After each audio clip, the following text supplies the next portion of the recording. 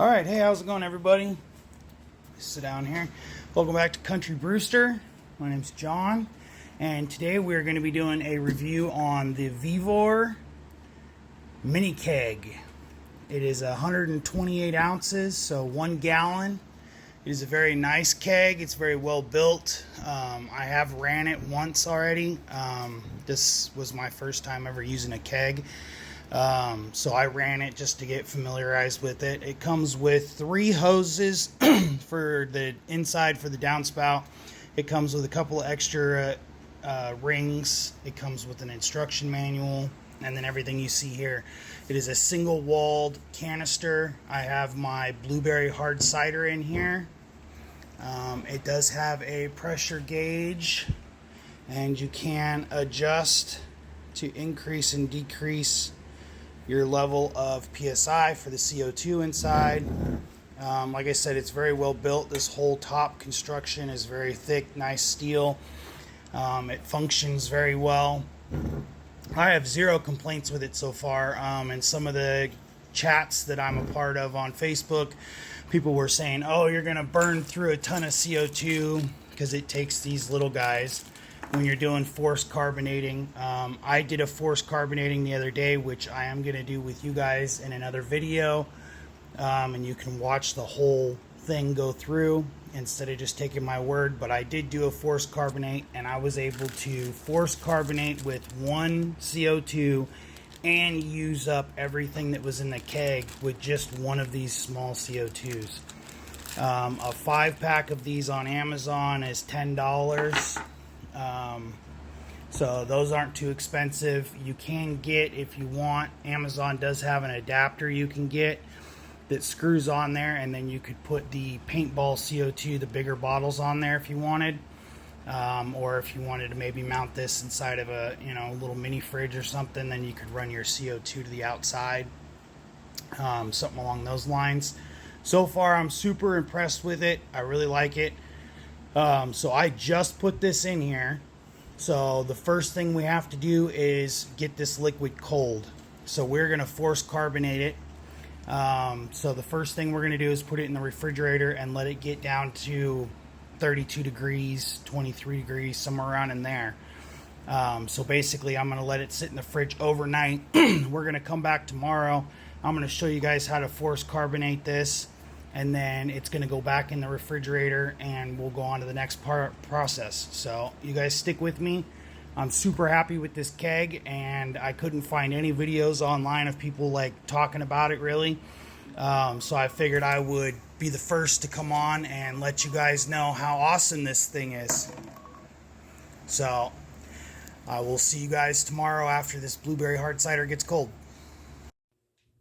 Okay, so guys, it is the next day. This has been in the refrigerator. Our blueberry hard cider is nice and cold now. So we're going to get ready to start force carbonating. So now we're going to take one of our CO2 cartridges. We're going to make sure that this is turned all the way to the off position. When we screw these in, you just want to go nice and fast and get it all the way tightened on there, right? Make sure your lever is in the off position. And then right here on the gauge, we're going to start increasing the CO2 because we're doing a forced carbonate. We want to start out at a high number. So we're looking for 20, 25 PSI. We'll go to 20.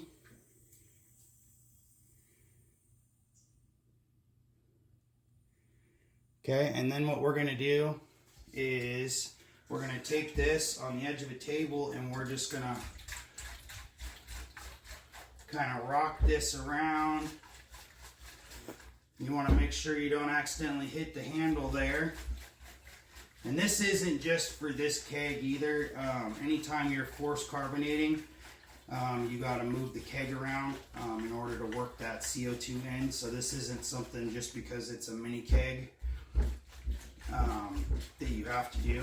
So I just wanted to point that out.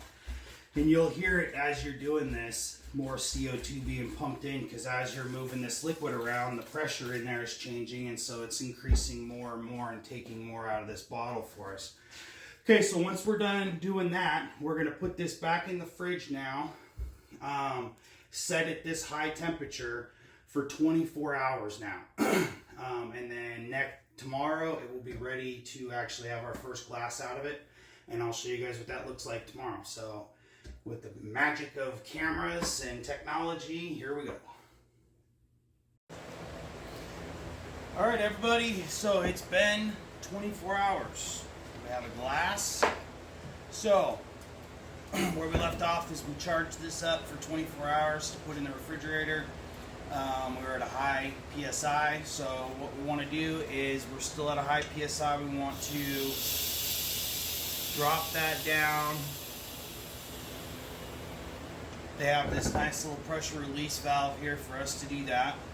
Okay, I will post a chart at the end of this that I got off of a website for what to set this for. If it's a beer, if it's a cider, all those different types of things. So I'm doing a cider.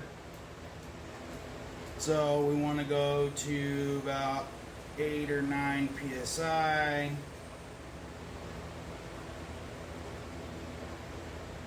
Go right there. Okay. And the moment of truth.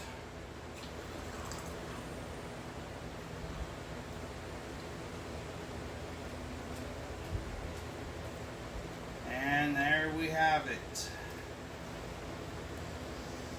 Nice and good and bubbly. And very delicious, if I might add. So, this is the Vevor. Grab a paper towel so I don't make a mess here. This is the Vevor 1 gallon keg. I got mine on Amazon. I'm not affiliated with them or anything else. Should have said that in the beginning, but I'm not. I just didn't like that there wasn't any informational videos on it on the internet anywhere that really broke down how to use it. I really enjoy it. I really like it. And I hope that you guys did too. And I hope that somebody out there finds this video helpful. And you guys go pick one up. They were $40 on sale on Amazon when I purchased this one. And they have a few different sizes. So, as usual, thanks for checking in here at Country Brewster, and cheers. Keep home brewing, guys.